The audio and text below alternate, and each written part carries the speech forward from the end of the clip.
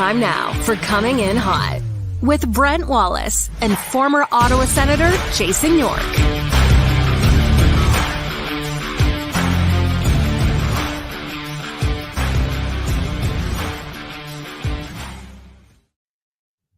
Good morning, everybody. Brent Wallace alongside Jason York, coming in hot. We had some technical issues off the top. Getting to Luke Richardson in 1 sec.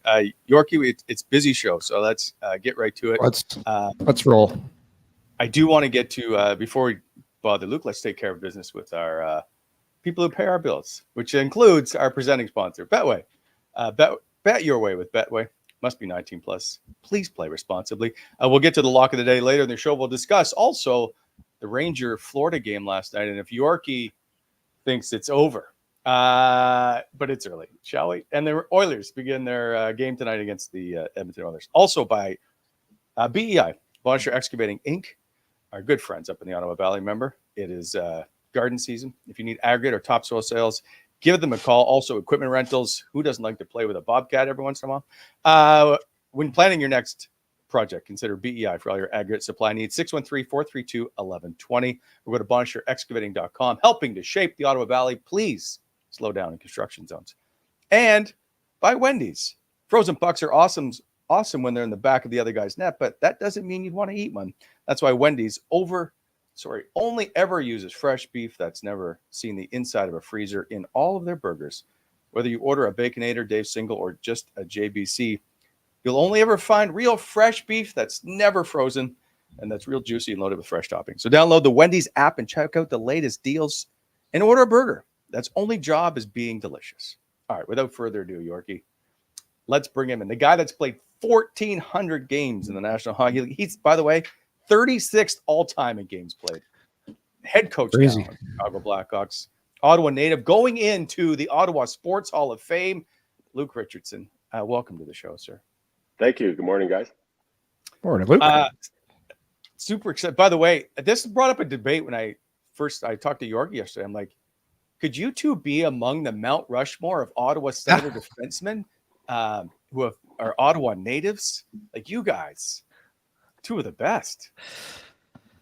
Well, I don't know about the Mount Rushmore. Maybe the Gatineau Hills, maybe. You know what I'll put? You know which team Luke and I make? I talk about this all the time, Wally. The team that you're still trying to get on. We're on the all good guy team. Oh, one day, Wally. One day, you might get a shot. As maybe like our 7th D or something. I'm all offense. Jason's one up on me now. I hear he's a grandfather. Congratulations. Oh, Luke, where are you getting your source? Are you back at the gym already? I'm back at the gym, and your wife told me. Yeah, showed me a picture and everything. It looks great. Congratulations. Thanks, man. It's awesome. No, it's crazy. No, she's super stoked. That's great. I still got to come up with a handle, Luke, because everyone now has these cool. You can't be Grandpa. You got to be like Papa. Laurel's got a good one. She's Lola. Yeah, that is a good one. Yeah. Well, thank you very much. Appreciate it. Speaking of which, you going to the gym, are you still like in that workout mode? And is that why you played 21 years in the National Hockey League? I think it helped. I think I was just a hardworking player. I wasn't a high-end skill player. I just tried to play, in different aspects of what I could do. And I think keeping in good shape, I felt great. I enjoyed it, and it was kind of an inspiration for me. Sometimes when things don't go well, you have to find something you enjoy when you go to the rink, and that was to start my day off. That kind of set me right, and I think it helped. Definitely, you work through injuries, come back from injuries quicker, steer away from some injuries, and I think it probably helped me get to a little bit longevity in my career, and especially as a guy that's not a power play guy or a high-end skill guy that can always find an opportunity to get into a lineup when a team is struggling. I think I was more the other end of the aspect there. Luke, it's kind of funny how the NHL goes, right? Because remember when everything was transitioning, everybody wanted these smaller, skilled D that could. It was basically offense, skating, make passes. Now teams are dying for guys that can defend play hard, and make it tough on the other team. It's like the league's come full circle again. Like you look at the playoffs right now, teams are dying for guys to play that way. Yeah, and you know what? I just came from Chicago, and I was sitting in on our scouting meetings just to try and understand where we're going to be in the draft and the type of players we're looking at, and some of the names. Like, we're so busy all year, I don't get to see much amateur hockey other than maybe the World Junior a few games. So the criteria, for us, we're looking for big, rangy D that can defend, like you said, and move the puck, and more skill and speed up front. And and I think that's the way the league's going. And you watch the playoffs, and you need both. You definitely need both. You need that high end skill, and you need that battle and that toughness. And I think you're seeing it, like you saw it last night in a team like Florida. Hey, how good have the playoffs been? Like I've watched. Usually it's just the first round, but the second round was just as good. But it just seems to me like it's kind of back to that old school mentality. Refs are letting the guys play a little more, and you got to battle for every inch out there. I think the hockey's been incredible. I don't know what your thoughts are. I agree. Yeah, I think it's great, and I think the bigger, faster teams, just like you described, are showing up here at the end, and that's why. So obviously great goaltending as well, like Bobrovsky, Sherskin. I can never say his name, but he's actually played very well, obviously, and consistent. And Ottinger, another big guy that's solid on a good team. And Edmonton's kind of juggled both guys, but they've done enough with their kind of two-headed monster there with the skill and skating ability that they have. So that's the way you just described the league, and watching the playoffs. It's the best time of the year, and certainly this year has been very exciting and motivating for me as a coach to look and try and pick out some things that we could kind of try and use and mimic. And that's the way the league goes. You try and copycat other teams that do well, and obviously you have to have the players to do it, but that's definitely something that I'm looking for in the playoffs, is things to kind of motivate our team to go in that direction. Yeah. One more, Wally, before you get into, I know you got a bunch of questions for Luke, but how about that decision that Edmonton had to make with the goaltending situation? You take like the balls to do that during the playoffs, and man, it must be, as a coach, because the playoffs, that must have been a pretty tough decision, like making that decision. It is, and I know Knobloch's a younger coach in the league, but he's got guys like Paul Coffey. He's a Hall of Famer. That's a very calm guy and very confident in what he can, direct and help direct go. So I'm sure that helped out a lot. But you know what? A lot of credit to the team in front of the goaltenders. I think they realized they were in a situation where they have to let their goalies maybe have a chance to settle into a game, and that's a bit of a run and gun team sometimes. But man, did they play really well. And that last game I wasn't sure they could play like that. And they showed the world that they can. And when they do, with those two, especially top end guys, if they decide to play like that every game, they have a chance to go far. But by the way, a little disclaimer before we get underway, we will not be discussing the Toronto Maple Leafs in this show. Our censors will not allow us to post any pictures of you playing for the Leafs. Okay. All right. You were drafted though, 7th overall in 1987 by the Toronto Maple Leafs. Was that at the time, because there's no Ottawa Senator team, is that a dream come true for you to go to Toronto? Yeah, I think so. I played 2 years in Peterborough. And, that's even closer to Toronto than Ottawa. And every Tuesday, Wednesday night, whenever they played their home games, you'd watch them. And, I knew all the players. Felt like I knew them when I got there because I watched them so much. But, I think as a young player growing up in Ontario, that's the team. And back then, that was the only team. And it was definitely very exciting. They had a pretty good playoff. They knocked off, I believe, St. Louis in the first round and went 7 games against Detroit with a good Steve Yzerman team there. The second round, so a lot of promise and a lot of good young players like obviously Wendell Clark and Ally Frady and Gary Lehman, Russ Cordell, like Todd Gill, another Ottawa kind of area guy. It was really fun for me to go there at that time, and I was 18, but some of those guys were like 20. 22, 23. And, I mean, it was a great scenario for me to have a chance to walk into.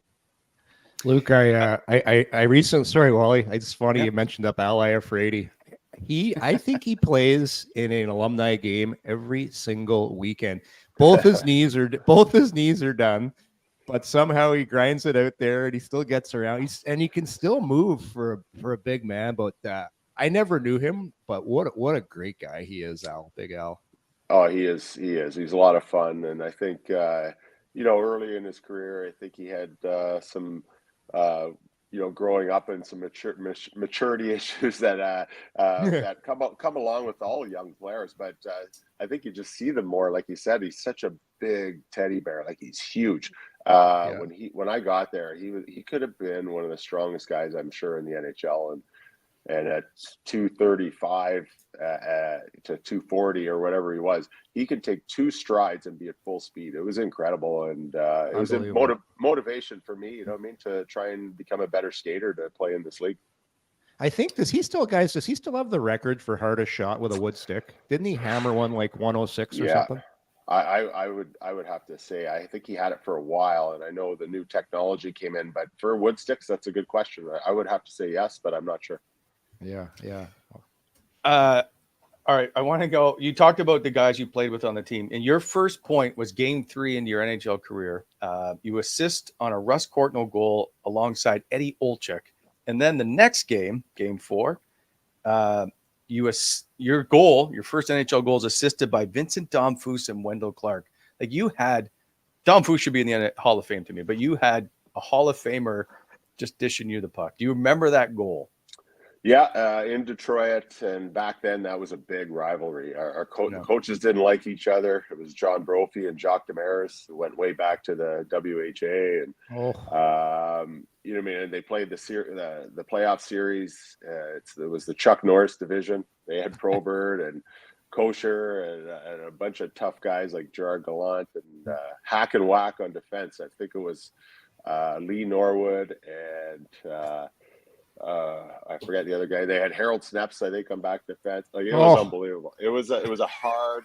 You talk about hard playoff hockey. That was hard playoff hockey. So, and it was really interesting. It was fun. I think I scored on Greg Stephan. Yes. And we lost that game, so kind of took a little flair out of the game for me because it's such a disappointing thing to lose that one of those high divisional games that you can't really celebrate your first goal in the NHL, but it was definitely a thrill for me. So you mentioned Gerard Gallant. Were you on a staff with him, or later he was a coach of yours? If I'm not, like, you had a list of coaches that you've played for or with. I'm curious where did your coaching philosophy come from? Is there anybody that you drew from that you've played with or played under, I guess? You know what? Actually, I never coached with him. I did play under him in Columbus, but great guy. And that was his first head coaching job. So, it was interesting. I was the captain of the team at the time. So we had lots of communication, and great guy, very good coach. Surprised he's not back in there yet, but maybe this summer. For myself, I think I just evolved after all the years. And Jason understands, like, when you go to different teams and the coaching styles that you have to adapt to and try and understand and fit that into your assets as a player, to fit into the team concept. Some coaches are very clear. Some coaches maybe not so clear. Some are the motivational yeller screamers. Some of them are a little bit more teaching and laid back. And I think I tried to take a little bit of everybody that I've learned from. And I was a player lucky enough to play as a young player, and all that time as an older player, I became a little bit more of a mentor. And I think I took that from playing my first 2 years with Borje Salming, which is a boyhood idol of mine. He helped me as he had one leg going over the board, still playing 25 minutes a night, and it never shook him. It never bothered him. He went out and did his job, but he also helped me at the same time because we had a bit of a yeller screamer in John Brophy. It was more motivational scare tactic coacher than he was technical. And so I think Borje knew that and tried to help me out. And to watch him go out and play with grace and the way he skated and come back and grab me by the arm and shake me with his raspy voice and try and coach and teach me on the bench at the same time. I tried to use that in my later years of playing as a player, and I think it just gravitated right into coaching. And I have guys like Brophy, which I understood. Like he taught me the work ethic of the game and the toughness of the game. But the technical part of the game, we had probably one of the best guys I had, and I don't know, I think you might have had him, Yorkie, was Craig Ramsey. And calm guy. He played the game, he understood the game so well, and he didn't just tell you, he kind of showed how things are supposed to work in practice. Like as the D's wheeling the net, he'd have the wingers, don't stand there in the way, get out of there, get moving. If there's ice for the defenseman to skate, that winger's got to keep that separation and get moving. And if he doesn't, well, then you got to come back and help him out. But just little things like that. And sitting and having a conversation, a relationship with a guy and having a beer and relaxing and getting to know everybody. And then when you do have to have serious conversations, you have that relationship built. And I think it sinks in a lot quicker.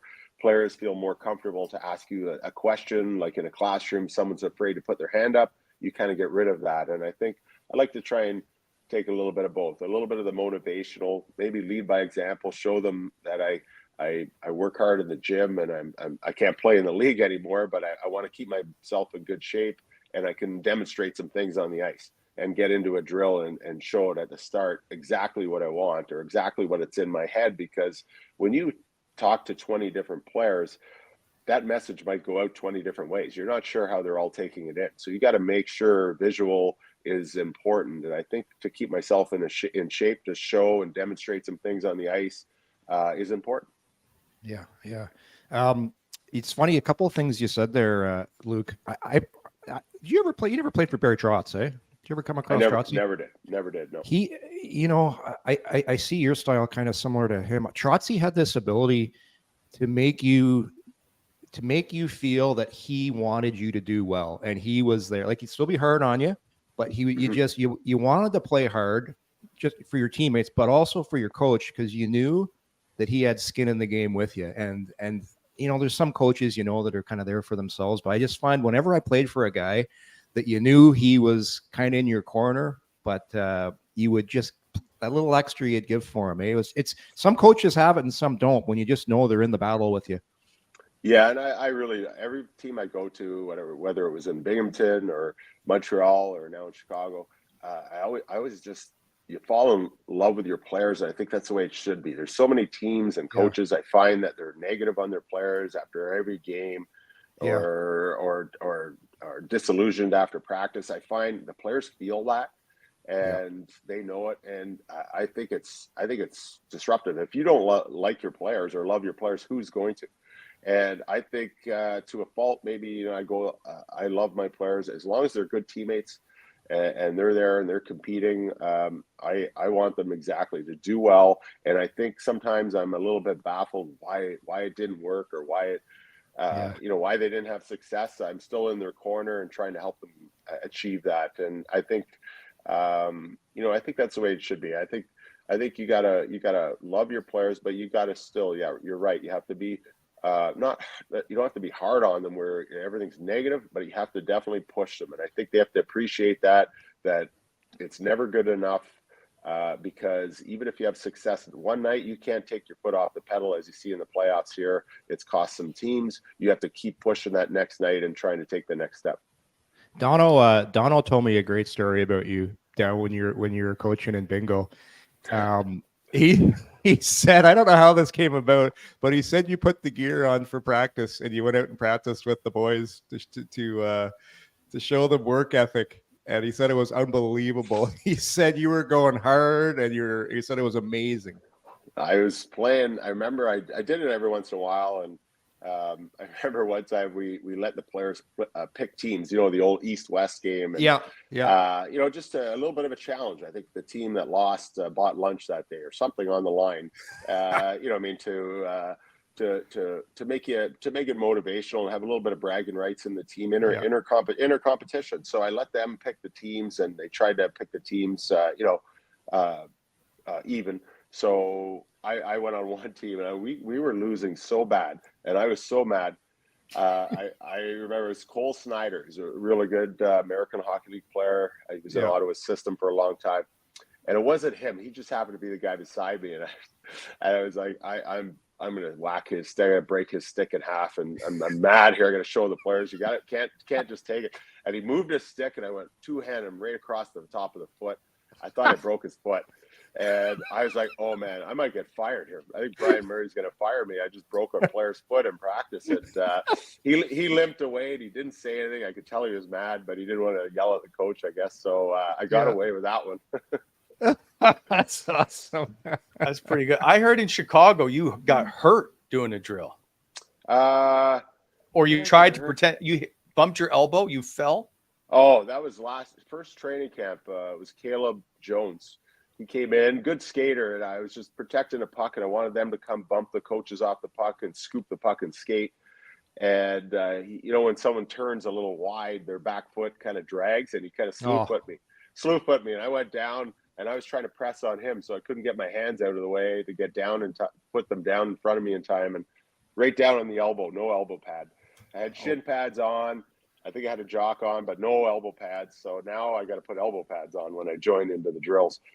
Oh yeah, that's the worst. That's the worst. You get that Popeye elbow, and you get the water. You got to get it drained. Oh, especially as a coach. As a coach, you put your elbows down on the table when you're doing the computer work all the time, and you can't. Had to get a big pillow or something. So you talked about there was video that surfaced this year from practice with Nick Foligno going at it, I think with Kevin Korchinski. I might be wrong on the player, but no, that was the two. Yeah. Yeah. And so interesting enough, you played with his dad, Mike Foligno, and now you're coaching his kid. I'm curious what that relationship's like. And then also what Nick has been like for your organization.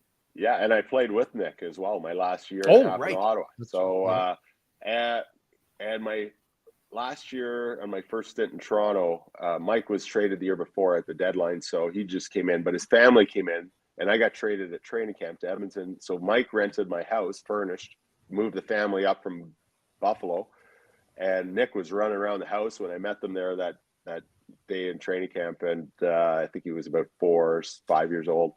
And I think I joke with him now that he still owes me damage deposit on that house, but because he's a rough little kid. But it's really neat. I enjoyed playing with Mike and Nick, and to see Nick now and how he's evolved into a real leader. I think he's always had that leadership quality, but just like Mike did.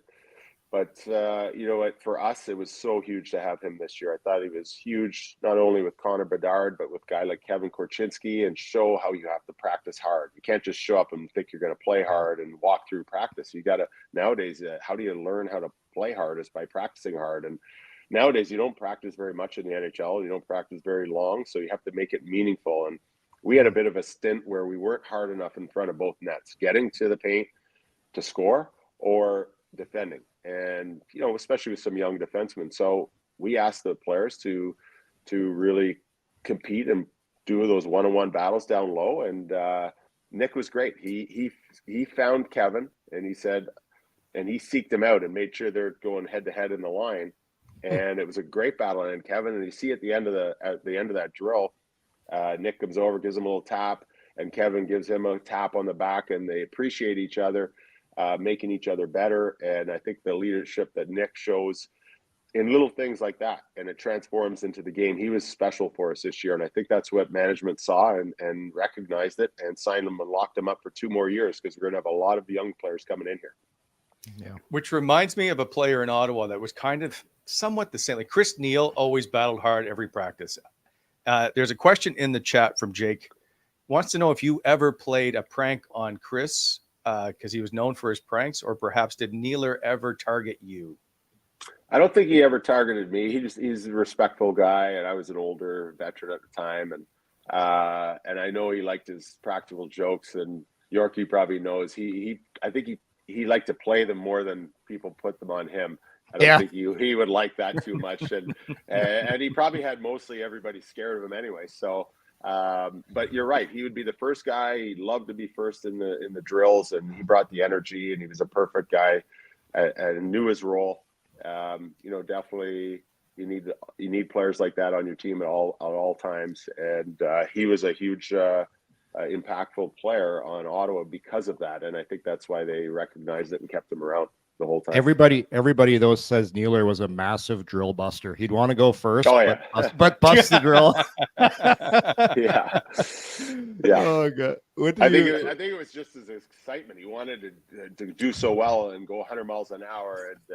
And I think that I remember I was only there for a year and a bit, but I remember guys were chuckling about that. Like Alfie was, oh yeah, go ahead, you can go first. But Alfie went to go second and executed it. Go ahead, Wally. I was just there's so many questions to get through, Luke, and so I may just jump around. But you are 51st all time in penalty minutes, over 2,200. Your first fight is Joey Kosher. I do have a picture somewhere of you fighting Scott Stevens. I'm curious, and then your last fight is. Do you remember who your last fight is, by the way? Was I in Ottawa? Obviously. Yeah. Tampa. Andre Waugh. Andre Waugh was your last fight. Okay. And there was one fight just before that, Brandon Dubinsky, which I still feel like I heard you hit his jaw flush behind the Ranger net. But is there what was it like when your first fight is Joey Kosher? Because I'm sure he's got the reputation at that point. Did you go, I don't know if I should be in this?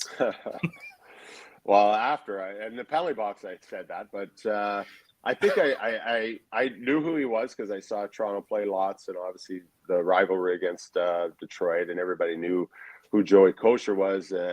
But you know what? He's a right winger. I'm a left defenseman. I think I pinched down. I think what happened was the game before, it was about a month before, I caught him at center ice, and he probably didn't know who I was, some young kid, and I stepped up and I shuttered him a little bit at center ice with a good hit, and I think it didn't break his sternum, but you know when you strain your chest and it's like, I forget what they call bruised sternum, and I think it kept him out for a week or two. So I think he was a little pissed at me. So I pinched down in the second period right in front of our bench, and he knew I was coming. So back in those days, you could turn around and pass the puck and then follow through and cross-check the guy to protect yourself. And he hit me right kind of off the shoulder pad into the chin. So I think it was just a reactional thing. I turned and get him a whack back, and we dropped the gloves quick, and it wasn't much of a fight. It was, him hit me in the nose pretty much with the first punch, and that was it. And I knew I broke my nose. So I was it was right in front of our bench. I had to go all the way across Maple Leaf Gardens, and it's my home rink, and we've got the white jerseys on. I go, I can't let the blood out of my nose. So I was inhaling all the way across the ice, trying to hold the blood in and not show that, any effect. And I got to the penalty box, and I looked left to right, and then I bent over, and it was like two just fountains coming out of my nose of red blood. And I forget what happened. I think later in the game. So the doctor fixed my nose. He snapped my nose around in between periods. And I sat in the penalty box for 5 minutes first. Then I went across, and the doc fixed my nose. And I went back out there in the second period or the third period or something. And I lined up against Probert on the wall. It would have been like a 4-on-4. And he kind of looked at me and laughed. And he said, "How's your nose, kid?" And then sure enough, the puck gets one right to the wall in our feet. And he's face washing on me. And I'm kind of swinging like a kid he's got his hand on my head. It looked like a cartoon. And I was kind of swinging it just with my stick and gloves, like trying to push him off me. And he was just kind of giggling, laughing, rubbing his glove in my face, and my eyes were watering. And that was my first fight and experience with the Detroit Red Wings. It was not fun. So good. What a 1-2 punch they had there, figuratively speaking. You get Kosher and you got Proby. Man, for that era, probably like the two toughest guys when you're playing, right? For sure. It was scary. It was almost like you get in a fight with one of them and you're like, okay, now I can play. Nope, you can't. There's the other guy standing right there. So, right there. So that's pretty good. Yeah, no, definitely. It was always your blood was flowing in warm up that night. Did you have anybody that was like a rival of yours that you just hated to be around on the ice? That ended up going more often than not, or no? Was there any personal issues, I guess? No, I don't think so. I think for some reason, Kelly Chase and I used to go at it a lot, and we had some chuckles. I've met him a few times, since we've stopped playing, and we always, actually keep in contact and good friends. I've ran into him a few times, and I know he's going through a cancer battle right now, and I've texted him a few times when we're in St. Louis, and a lot of respect for each other. So, I think it's that typical thing with the guys that you hate the most. As soon as they get traded to your team or you meet them off the ice, you smile and you respect them the most. Yeah, absolutely. Okay. Last thing before I get to Ottawa, by the way, you were involved in a huge trade that saw you and Vincent Damphousse, among others, go to Edmonton with Grant Fuhr, Glenn Anderson, and Craig Berube coming back to Toronto. So I'm just curious with Craig now in Toronto, is there, do you look at him and go, I would like to go up against you just because of that history, or do you pay any attention to it at all because it was a couple of years ago? No, I think, I played with Craig in Philly for a couple of years and became great friends, and same thing. We keep in contact. I've talked to him lots when he was coaching in St. Louis, and, I texted him right away when he won the Stanley Cup, really excited and happy for him. I think he's a great coach, kind of like Yorkie talked about earlier. I think he's a guy that really battles for his players. As long as you're battling for him, I think he's going to go to bat for you, and he really wants you to have success. And I think that's what he's going to do. I think he's going to bring in, just a new, fresh voice. He's going to be respected automatically because he was a hard player, and now he's a hard coach, but a fair coach. And I think just to bring in a different viewpoint sometimes makes a difference and gets teams over the hump. I think they've done well. I think they've been well coached in the past. I think it's for whatever reason they haven't got over the hump, and now it's almost like a mental block where now you got a new, fresh guy that doesn't give a crap about any of that. And he'd go right through that if he was a player or now as a coach. He doesn't put up with any kind of things that really are roadblocks. He's going to go either through them, around them, over them, and I think his team is going to find a way with him doing that. I'd like to remind you again, Luke, that we do not talk positively about the Toronto Maple Leafs on this show. Okay? Well, you asked the question. So. There you go. Okay, so you get traded to Ottawa. I believe Brian Murray brought you in. Was that a big deal for you to come to Ottawa? Yeah, I signed actually in the summer as a free agent, but it was something that I actually tried to do the year before, and we couldn't get it done.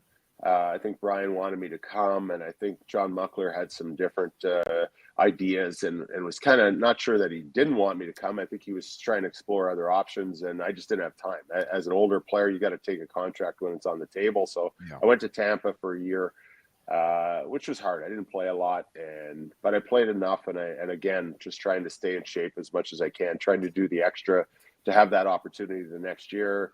Worked out great. I came to my hometown. I love Ottawa. It's always been my hometown and always will be.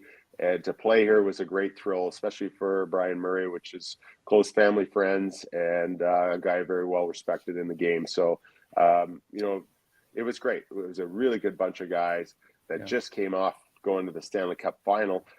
We obviously fell short after that, but it was still a really fun group. As Yorkie knows those guys, and it was really a pleasure for me to come and finish my career here, and it helped me leapfrog into coaching, which definitely Brian and Tim Murray gave me that opportunity to stay involved as an assistant coach in Ottawa, and then move down to Binghamton and take over the team there, and entrusting me with a lot of their great prospects, because that first year I was in Binghamton was a lockout year. I had Pajot, Mark Stone, Silverberg, That's right. Robin Leonard, Ben Bishop. Like, we had a great team. We were in first place by Christmas time. Everybody thought I was a great coach, and then after the lockout ended, everybody left. Oh boy. So, okay, quickly, can you give me your viewpoint of watching the Spezza, Heatley, Alfie line? Oh, when I got here, they were playing together still, and they were tearing up the league. I think they were just going off such great chemistry and energy from them going to the finals the year before, and finally, they're hitting that elite status in the league. Not that they all individually weren't there, but as a line. And they just knew where each other was. And, you know, he had everything. He had Alfie, that's that worker and responsible guy. And Spezza at the time, you know, I mean, he pretty much won every face-off. And he was so creative with the puck and elusive with the puck. And you got Danny Heatley, just was a pure goal scorer. He just knew where to be.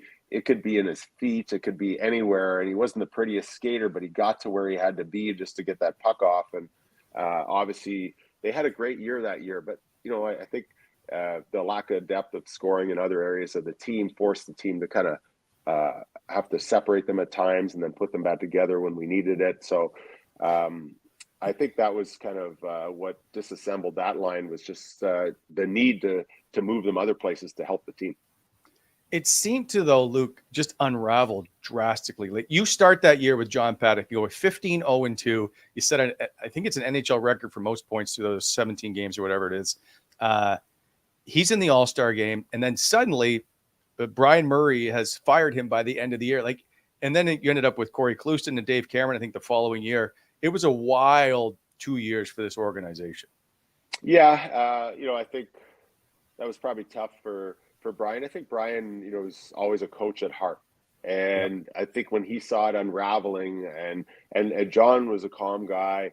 And I think, I think Brian just thought there was different ways to handle how it was unraveling a little bit. How could we go from being so great to barely making the playoffs? I think that bothered Brian, and he felt like he had to make the change. And, John, he got us off to a great start, but I think the middle part of the season is kind of what hurt. I think he tried to, believe in the players and hope that we kind of found our way out of it. And I think Brian wanted a stronger voice in there to, kick some butt and wake us up to get us out of that. And sometimes you need that. And obviously Brian knows the team as well, so he might have known something a little bit more than the outside did to make that change. So what was your relationship like with Brian? It was great. I remember one time he tried to sign me, I think, when he was in Detroit.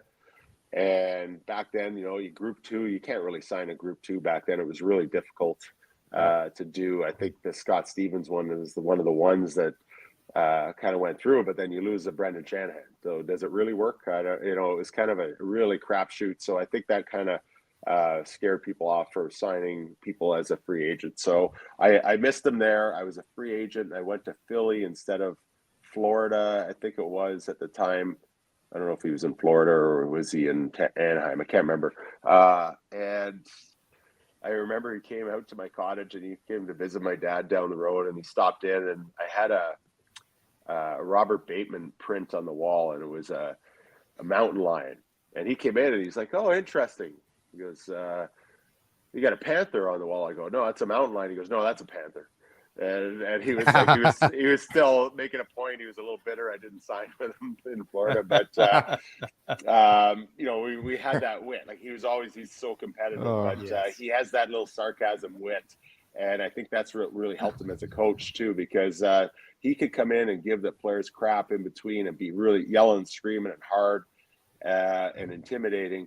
But he always finished with a little bit of a sarcasm wit that make you smile and feel good about yourselves, or the team could rally around that with each other. And I think he was really smart in that respect, and that's why he did so well as a coach. He Luke, I had him in Anaheim. He had been out of it for a while, and it was his first. He hadn't been on the bench since his Florida days. And to your point, if we were screwing up a drill, I love it when Brian would go, "Give me the puck. I'm going to show you guys how it's done." And Brian would take the puck, go down, and he'd go down a breakaway.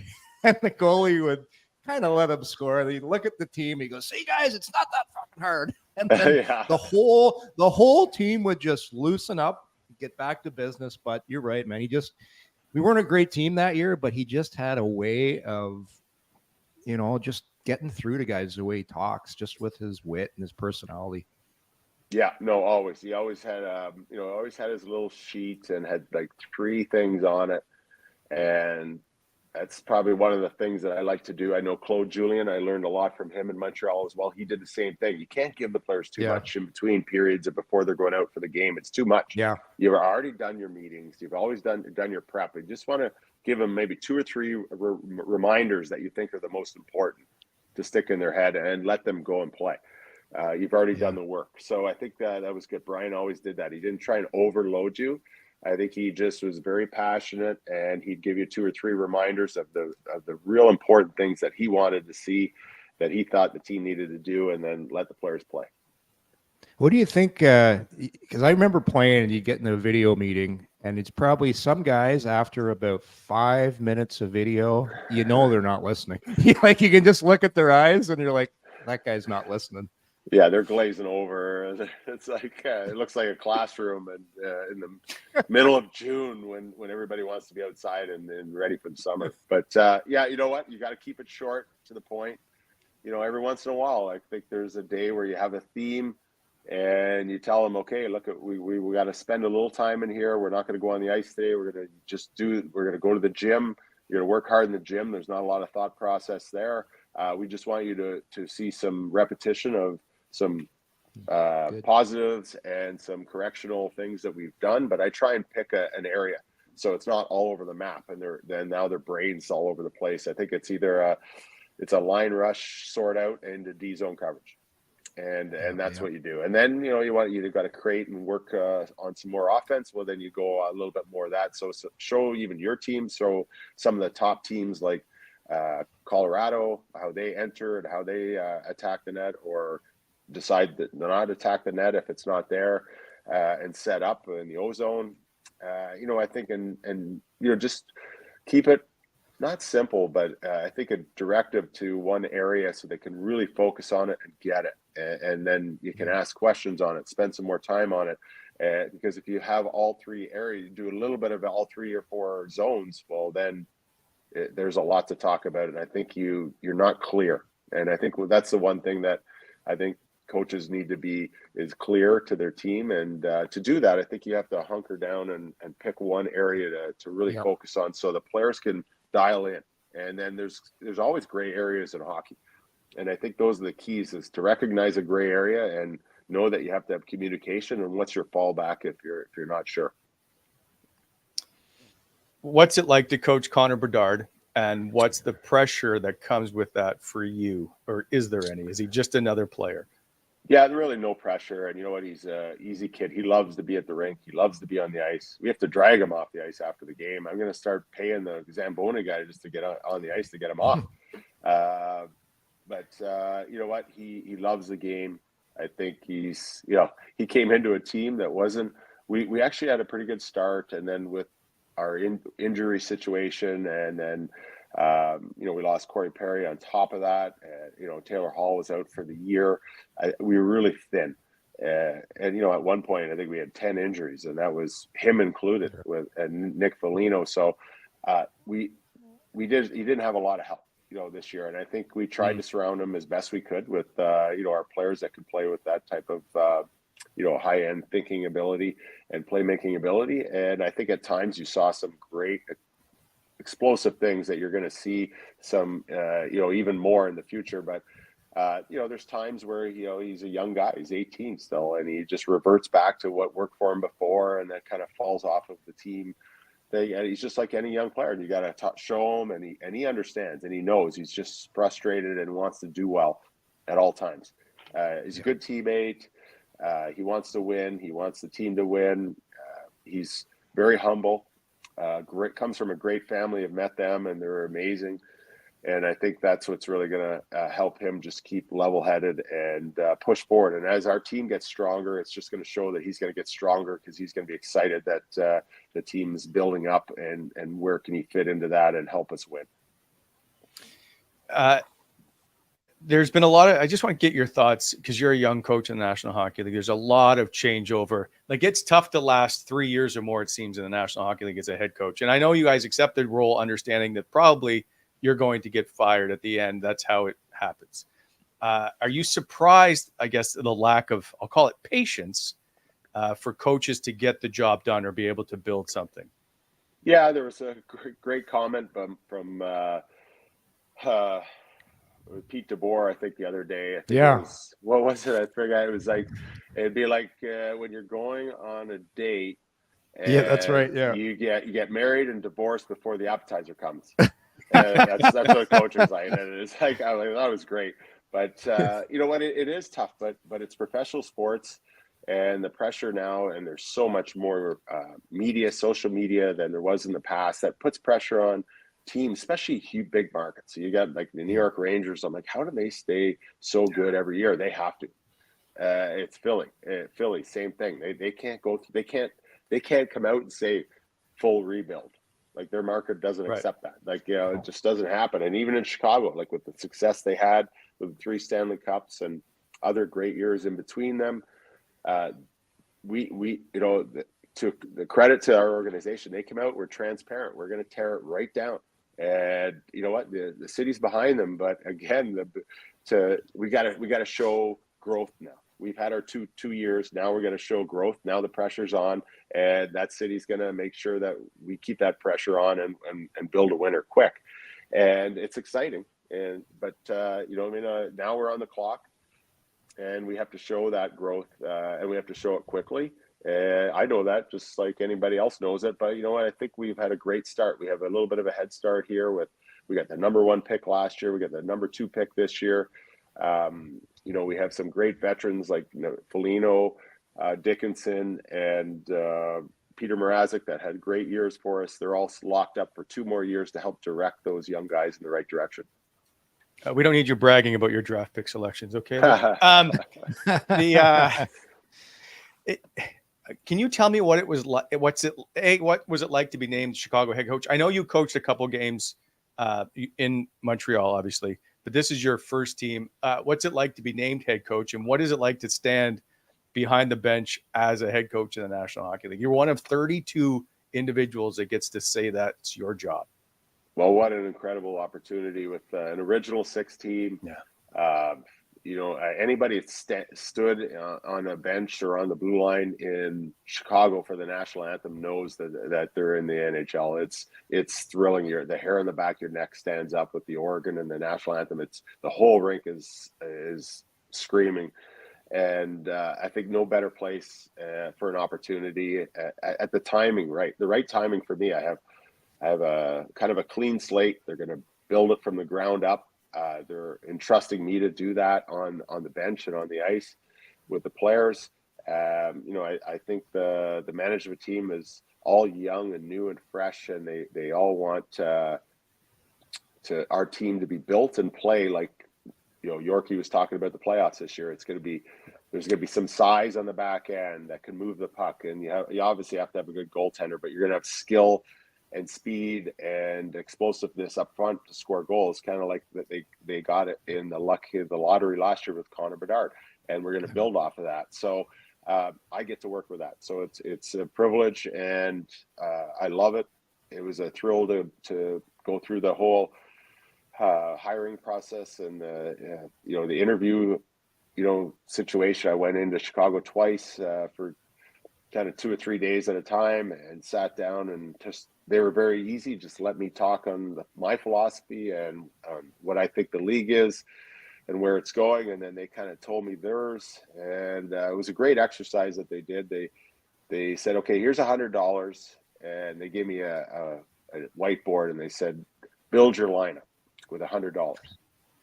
And you know, so you're putting, like, whether you want to put $9 on your number 1 center, and another $9 on your or $10 on your top defenseman, and then your top goaltender, and then build your team from there. And it was kind of interesting. And they said, don't worry, you can race it and do it again or change things. So you know, it was neat because I didn't have any heads up on it. It was a great kind of just trying to see on the fly how I'd look to build my team. And it was very similar to what they thought they did too. Obviously, that's why they hired me.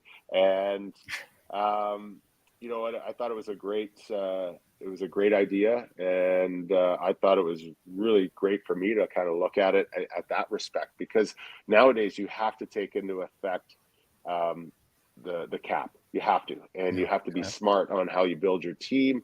And I think some teams have got into some really big trouble. And I think seeing and talking to management on people that are available, and when contracts come in, you're like, that's why it's not going to work, or that's why it will work. And it's interesting how the business is snuck into the game where it used to be just the game. Yeah. Yep. You got me thinking now where I'd spend my $100, Luke. Yeah, it's a good exercise. Try it. It's really tough. I'm gonna do it. Tough. Yeah. Could you bring an eraser? Bring an eraser. Who did? I'm trying to think. Probably you spent Who got your most money? Your centerman or your D? I think your top D and your top centerman.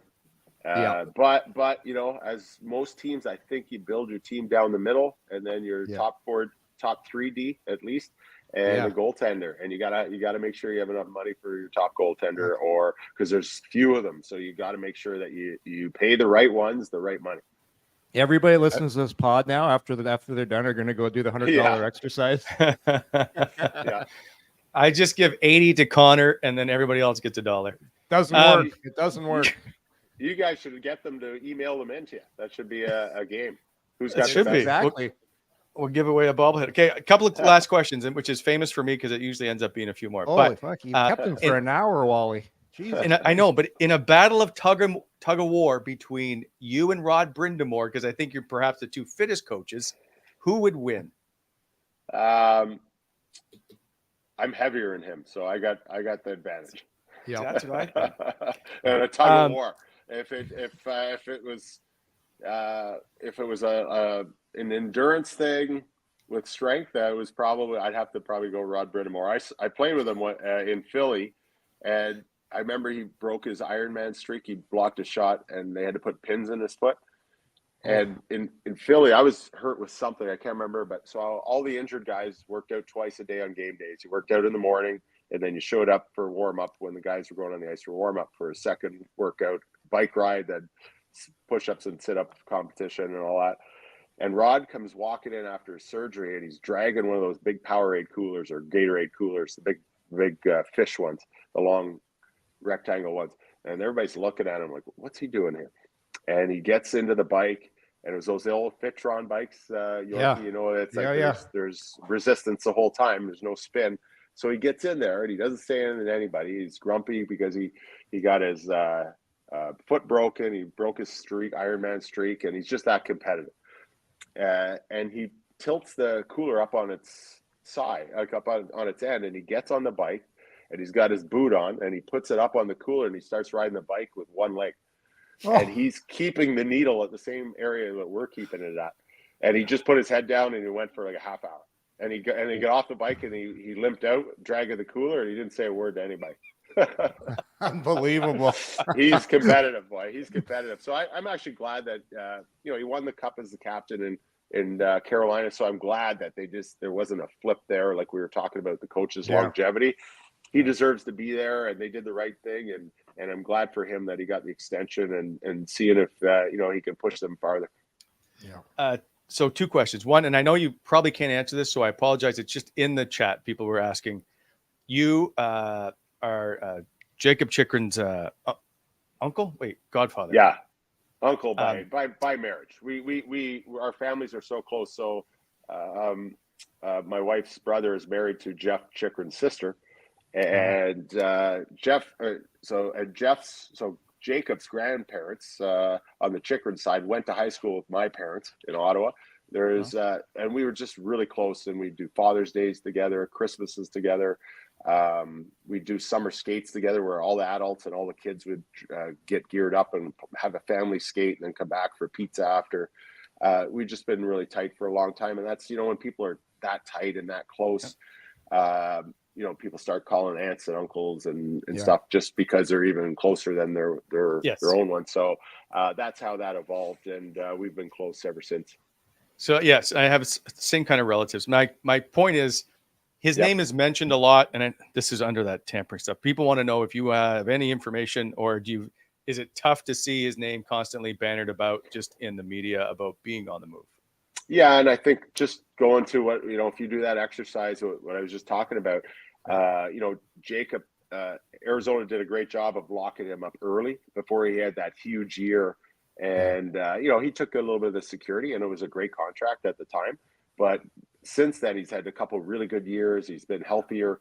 I think now he could probably obviously look for a bigger contract. So that is, if Ottawa needs to make changes, unfortunately, Jake's contract is one of the ones that allows them to make that change, because other teams are going to try and take him, and who wouldn't want him? And especially a team that's going to really try and push for a cup. So I think the only reason he probably didn't get traded this year was because the asking price was too high, and it's got to be. You can't let him go for anything under what they gave up to get him, which was, I think, a first and a second or 2 seconds or something big. And you got to get at least that back, which a lot of teams that are the high-end teams over the last few years, they don't have those picks anymore. So it leaves Ottawa in a tough spot, because I'm sure they don't want to move him, but there's only a couple guys in that team they can move. And we would take a Connor Bedard for him, by the way. Jacob could run it's weird in Ottawa. You got 3 guys that could run a first power play, and they all shoot left. Yeah, they're all the same type of player, and that's out of the 3, the other 2 guys are locked up on long-term big deals that they can't trade them, or they don't want to trade them, and that's the only reason why you see Jake's name out there so much. 100%. Okay, final question, I promise. That is, who picks your, like, you're very, very well dressed, very dapper on the bench. Is fashion a big deal for you? Do you just look in the closet? Do you put more thought into it? How does the outfits go? I try not to wear the colors of the other team we're playing. Just not superstitious, just so someone else doesn't say, hey, they beat you. How could you be wearing their colors? Some teams take pride in that, but that's just not a superstition. I just don't want to hear any backlash. But other than that, I like banker suits. I just like straight. I don't like a lot of flash. I just want a strong, dark colored suit with a white shirt, or the odd time I throw the Johnny Cash black shirt in there. But that's it. I don't really go shopping every year. I just have the straight black suits. I don't like pinstripes. I don't like the check. I just want a straight colored suit and a white shirt. And, if you have a little flash, you have a little flash and a nice tie. And that's simple and all business. Funny you say that. I'm in Chicago for the 2013 Cup final, or 20. I can't remember which one it is. They're playing Philadelphia. Is that 2010? No, that would have been Philly. 13. Would have been the first one. Yeah, 10.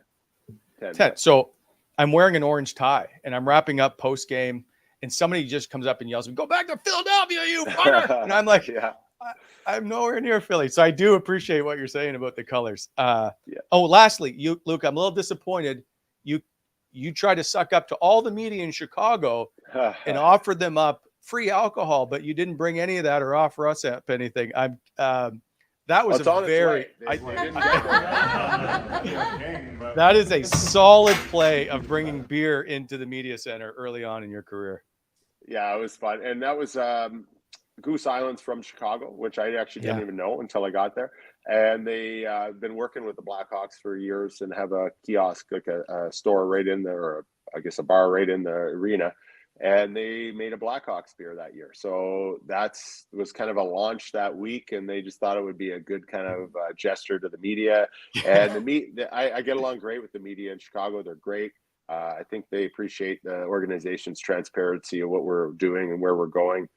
And it's fun. So I like to have the fun there with them. I wore the Kyle from Chicago t-shirt the one day, and they were loving that when I walked in with that. And Kyle was not so happy about it, but the media loved it. That's good. I did have that picture. I meant to bring it up. All right, Luke, I apologize. We kept you longer than usual, which is always the case in the show, but it's your fault for playing 21 years. And then it seems like forever behind the bench, but we're really happy for you. You're going to the Ottawa Sports Hall of Fame on Tuesday, which is exciting. I'm sure. Don't let Duthie take all the airtime. Make sure you tell him to keep it short. Oh, no, absolutely. I'm looking forward to that. And Dr. Aubry, that works with Yeah. the Sens, and he's Yes. been a huge part of this community for me growing up. He's helped me with many things along the way and my family, and it's He's an good, honor to be inducted to my hometown's Hall of Fame, but especially with a man like that. Yeah, he's a Absolutely. fantastic individual. Thank you, Luke. Enjoy the summer. We don't wish you any success against Ottawa, but all the best for the rest of the teams. All right, thank you. Thanks, Luke. There goes Luke Richardson. We just set a record. I'm looking at the clock. Over an hour. Well, that was great. The problem is Luke's got so many great stories. Well, see, like, Yeah, I got a whole other page I could have. I know. I had stuff too, but come on, we want to get him back on again. Yes. Even just his whole entire coaching stuff. Like, remember, he interviewed for the head coaching job in Ottawa, or at least wanted to. And as far as I know, Pierre Dorian just said, no, you're not the guy for us. And then they moved on. Might want to. And then so that's how Luke moved on as well. He went to the Islanders, if I'm not mistaken. Yeah. You see, the thing with Luke, and he touched on this. Players have it's like a sniff detector. They can sniff out phonies, and anyone that knows Luke, listen to this podcast. You right away, number one, this guy's legit. The experience, how he, the sniff test, he passes with flying colors every time with players. So you can't bluff a guy like this because he's probably in better shape than you as a player. He's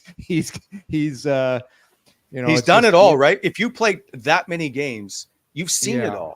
Like, I know because a lot of players will try and take not as much this day, take a shortcut, do something, cut a drill off early. This really bothers coaches when you don't finish a skating drill right to the end, or you don't back check all the way back to the dots. You are a little lazy on the forecheck. You just with a coach like Luke, he's going to have your back. He's the player's coach, but it's the little shortcuts that are really important to guys like that. But no, just a tremendous guy, tremendous family. And I think he's going to have a real long coaching career.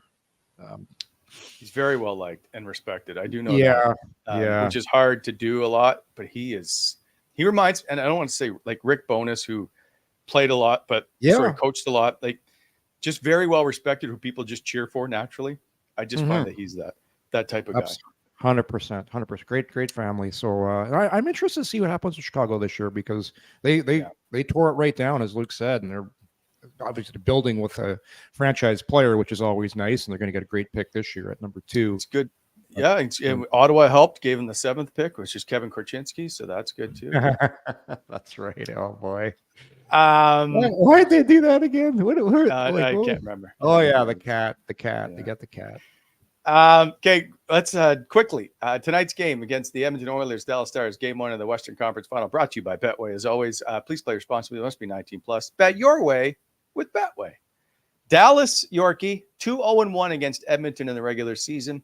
I know you tell me it doesn't matter.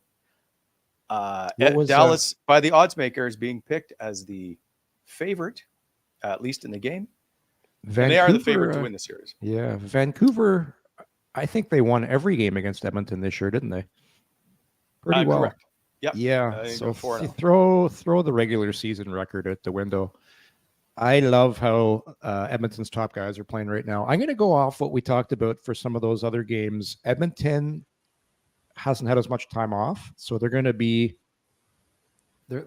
I don't think it's going to take them an adjustment to get going in the first period. And I still like Edmonton in this series. I like Edmonton to win game 1. I love how their star players are playing right now, especially Draisaitl, Hyman. McDavid looks banged up, but that's a little concerning for me. Evan Bouchard's been great. But not enough has been said about their role players. Do you know who's actually playing pretty good for Edmonton right now? Connor Brown. He is just getting a lot, like he's not scoring, missed that breakaway last game, but on the forecheck, he just doesn't stop. He's and that puts pressure.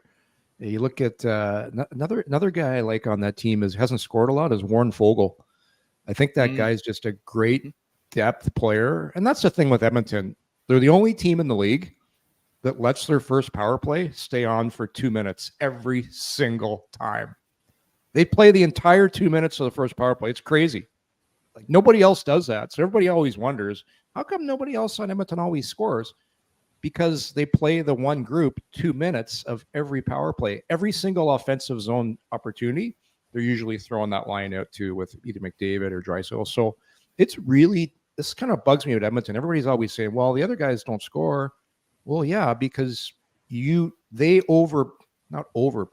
play their top guys more than any other team does in the league. So it leaves less looks for everybody else. And that's a big reason why their secondary guys don't score as much. Okay, let me just give you this question then, because it always seems to come down to goaltending. In Edmonton, it just seems like, listen, Stuart, if you can stop or only let in maybe 2 or 3, we're going to win because we'll score 4. My question is, can Dallas shut down Edmonton enough offensively to hold them to maybe 2 goals a game? And that may be enough for them to win that series. I like Dallas defense is built a little differently than Vancouver's. I thought Vancouver's big guys really made it hard on McDavid. They had Myers back there. They had Soucy back there. They had the big guys, Zadorov back there. You look at Dallas as Heiskanen's tremendous player, but the rest of their group, I don't think Ryan Suter, he's a really good player, an older guy, but he's not the type of guy that's going to be able to be hard on those guys like Soucy, like Zadorov, like Myers, Thomas Harley as well, puck mover. But I think they're missing that element where it's going to be a little more room for Edmonton star players. So I watched every single minute of that Edmonton series, and I've never seen McDavid take such a beating. And that's why I thought Vancouver was able to almost win that series. And Dallas, to me, better. I think they have better skill, better forwards, better depth, but they don't have that same hardness to me that Vancouver did. And that hardness almost won the series for Vancouver. So, yeah, we'll see. I'm taking Edmonton just because I think it's their year to get to the finals. I think you're wrong. We shall see. Finally, by the way, guys, it's starting in, I think, 30 minutes is quarterfinal action at the World Championships. I think it's at 10:40. It might be 10:20.